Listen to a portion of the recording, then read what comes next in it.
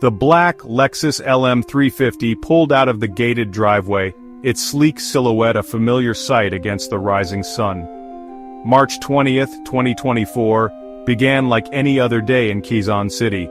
Anson Que, always punctual, was heading for another busy day managing the family's construction and steel businesses. He was the family's negotiator, their numbers man. That morning he was never to arrive at his destination. Later that footage would become a haunting loop, the last visual of Anson Que alive. The luxury car, a symbol of success and security, would soon transform into an ominous foreboding of the tragedy that awaited. The Que family was a quiet force in the Filipino-Chinese community, their name synonymous with hard work and integrity. They built their empire brick by brick, their success story a source of pride and inspiration.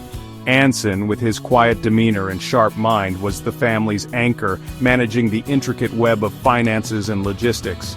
Their story, once whispered with admiration, was now tinged with fear and sorrow. The news of Anson's disappearance spread through the community like wildfire, leaving behind a trail of shock and disbelief. How could this happen to someone like Anson Que? As hours turned into an agonizing wait, the family's hope began to dwindle. Business calls went unanswered. Anson's usual meticulous schedule was shattered, replaced by an eerie silence. The police were contacted, but the family, bound by fear and the hope of Anson's safe return, remained tight-lipped. The discovery of Anson's abandoned car, a day before the discovery of his body, deepened the mystery. The gleaming Lexus LM350, once a symbol of Anson's success, was now a chilling reminder of his absence. It stood as a stark symbol of the city's vulnerability, a chilling testament to the randomness of crime. Section 4, A Glimmer of Hope, extinguished. The ransom call came on March 21st, a chilling confirmation of their worst fears. Almost 100 million pesos, a sum scraped together by a desperate family and their network of friends and business associates. The money, a lifeline in their eyes, was paid, accompanied by a promise of Anson's safe return. But the silence stretched from hours into days. The promised call never came. The hope that had flickered so briefly was extinguished, replaced by a gut-wrenching dread that seeped into the very core of their being. On March 25th, their worst nightmare became a reality. Section 5. Unanswered questions, lingering fear. The discovery of Anson Que and his driver, Armani Pabillo, in the forested area of Sitio Odiongan, Barangay Macabud, Rodriguez, Rizal sent shockwaves through the nation. The brutality of the crime, the cold-bloodedness of the killers, left an indelible mark on the Filipino psyche.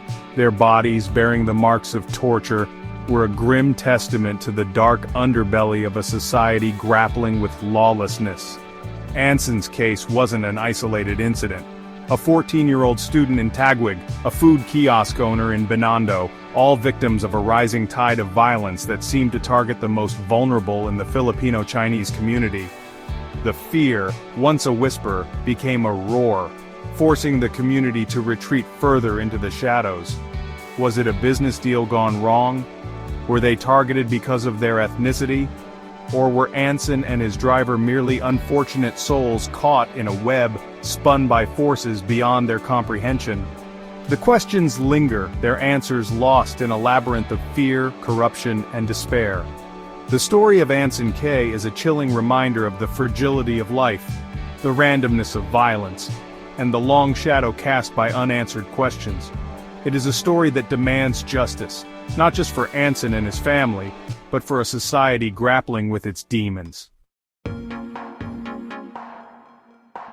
The stillness of the mountains was shattered. A group of hikers stumbled upon a sight that would send chills down the spines of even the most hardened investigators. Two bodies lay sprawled on the forest floor, hidden from the casual passerby. They were wrapped in nylon bags, discarded like trash in the dense undergrowth. The victims, identified as prominent businessman Anson Que and his loyal driver Armani Pabillo, had been missing for weeks. Their disappearance had sent shockwaves through the city, but hope flickered that they might be found alive. That hope was extinguished on that fateful day in the Rizal Mountains. The medical examiner's report painted a grim picture. Both men had been brutally murdered, their bodies bearing the marks of a swift and brutal execution. Blunt force trauma to the head, strangulation. The signs pointed to a calculated and cold-blooded act. The tranquility of the mountains now held a dark secret, a tale of violence that sent ripples of fear throughout Metro Manila. Who could have committed such a heinous act, and why? The search for answers had begun. The family of Anson Que had received a terrifying call shortly after his disappearance. A chilling voice on the other end of the line demanded a hefty ransom for his safe return. Every fiber of their being wanted to believe it was a cruel hoax, but the voice held an unsettling air of authority. Millions of pesos were withdrawn, the family clinging to the hope that their beloved Anson would be returned to them. Following the kidnappers' instructions, the money was dropped off at various locations across the city, each drop-off point seemingly designed to evade any form of surveillance. The kidnappers seemed to vanish into thin air. The trail of the ransom money went cold, as if it had been swallowed whole by the city's underbelly. Despite the best efforts of the authorities, no trace of the money could be found. The intricate money laundering operation suggested a level of sophistication and organization that sent shivers down the spines of seasoned investigators. The investigation into Anson Que's kidnapping took a sinister turn when whispers of the POGO underworld began to surface. POGOs, or Philippine offshore gaming operators, had become a ubiquitous presence in the country, their neon lights a stark contrast to the grimy back alleys they often inhabited. While legally intended for online gambling targeting overseas clients, many POGOs operated under a veil of secrecy, their true nature shrouded in darkness. Behind the facade of flashing lights and online games lurked a sinister world of money laundering, extortion, and kidnapping. Police raids on illegal POGO dens had uncovered a chilling reality. Torture rooms, makeshift prisons, and an arsenal of weapons that pointed to a level of brutality that shocked even the most hardened law enforcement officers. Could Anson Que have become entangled in this dangerous web? As the investigation into Anson Que's kidnapping deepened, a chilling possibility emerged: the theory of an inside job. The kidnappers seemed to possess an uncanny knowledge of Anson's movements, his schedule, and even the security measures he had in place. Speculation swirled within the business community. Had Anson wronged someone close to him? Were there hidden debts, secret deals gone sour, or perhaps a jealous rival seeking to eliminate the competition?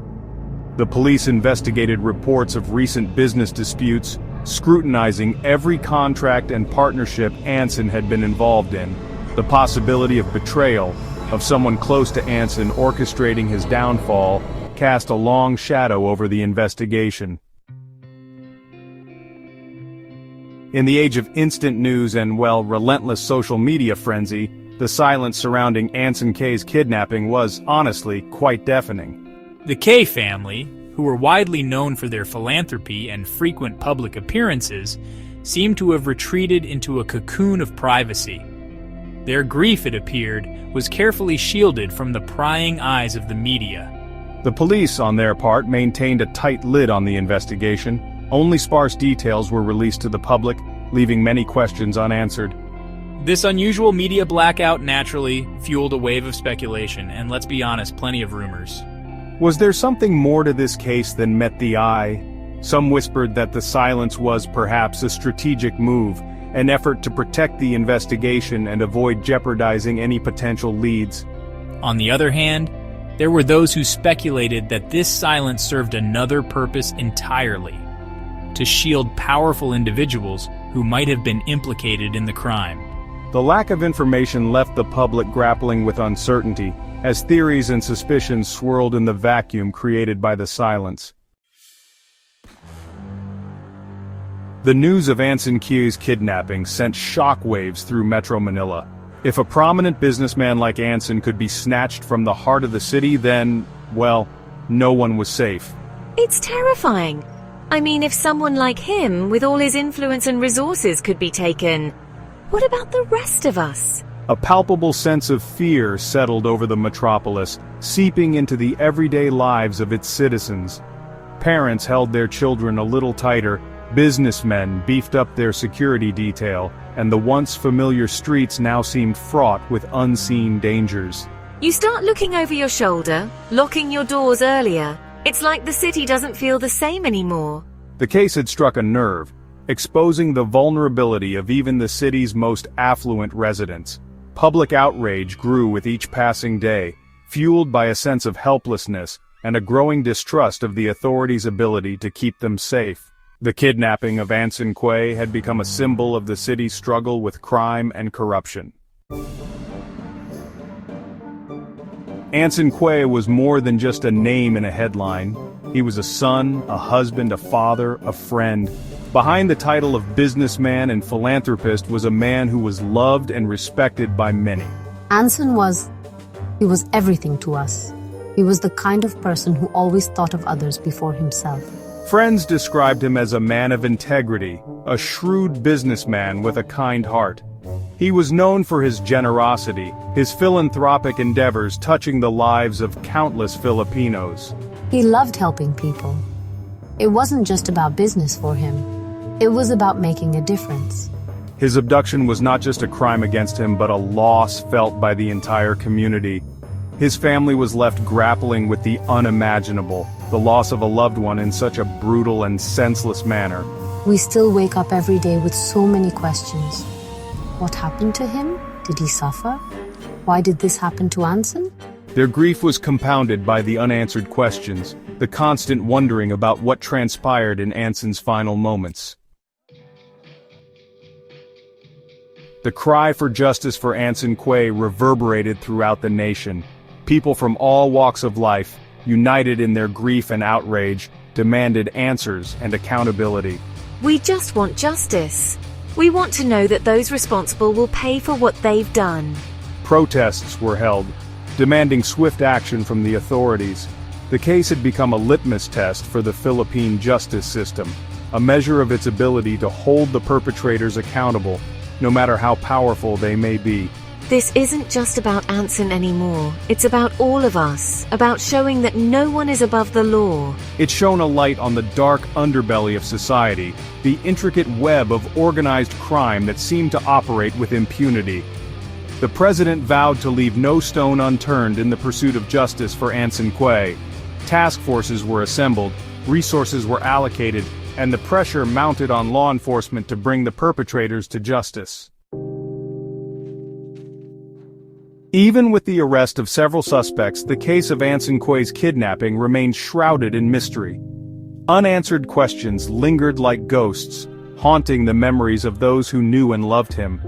Who were the masterminds behind this elaborate kidnapping scheme? What was the motive behind the brutal murder, and why go to such lengths to cover their tracks? Was Anson Que truly a target of the POGO underworld, or were there other forces at play? The case of Anson Que serves as a chilling reminder of the dark side of paradise, the hidden dangers that lurk beneath the surface of our seemingly idyllic world. It is a story of crime and betrayal, of loss, and the enduring pursuit of justice. The humid Manila night crackled with unease. Anson Que, a titan of industry, vanished, swallowed whole by the urban jungle. No ransom demands, no whispers from the shadows, just silence. A chilling silence that spoke volumes. Que's disappearance sent shockwaves through the city's elite. His empire vast, his influence undeniable, his enemies numerous. The investigation began, a race against time and a descent into Manila's shadowy underworld. The city held its breath. Rumors flew like shrapnel. Was it a business deal gone wrong, a long-simmering vendetta, or something more sinister, something that whispered of a conspiracy reaching the highest levels of power? One thing was clear. Anson Que didn't just disappear. He was taken. Que's last known location, a high-security office building in Makati City. Security cameras captured his exit. 10:12 p.m. alone. Then, nothing. The footage cut out. A technical malfunction, experts claimed. A convenient one, whispered others. Witnesses were scarce. A lone security guard recalled a black van, tinted windows, no license plates. Common as rain in this city, yet strangely absent from traffic cameras. The police hit dead ends. Their investigation stalled. The trail had gone cold, but the whispers persisted. They spoke of meticulous planning, of expert precision. This wasn't the work of amateurs. This was professional. This was personal. As days bled into weeks, a chilling pattern emerged. Que wasn't alone. Other prominent businessmen, all of Chinese Filipino descent, had vanished. The modus operandi, eerily similar. The targets, wealthy, influential, vulnerable. The authorities dismissed the connection. Coincidence, they claimed. But the whispers grew louder, fueled by fear and speculation. The Chinese Filipino community, a pillar of Manila's economy, was living a nightmare. They demanded answers. They demanded justice. Their voices joined the chorus, demanding to know who was behind these disappearances and why. The investigation took a turn. A name surfaced, Black Dragon. Whispered in hushed tones, it hinted at something vast, something dangerous. Black Dragon, a shadowy organization involved in illicit POGO operations.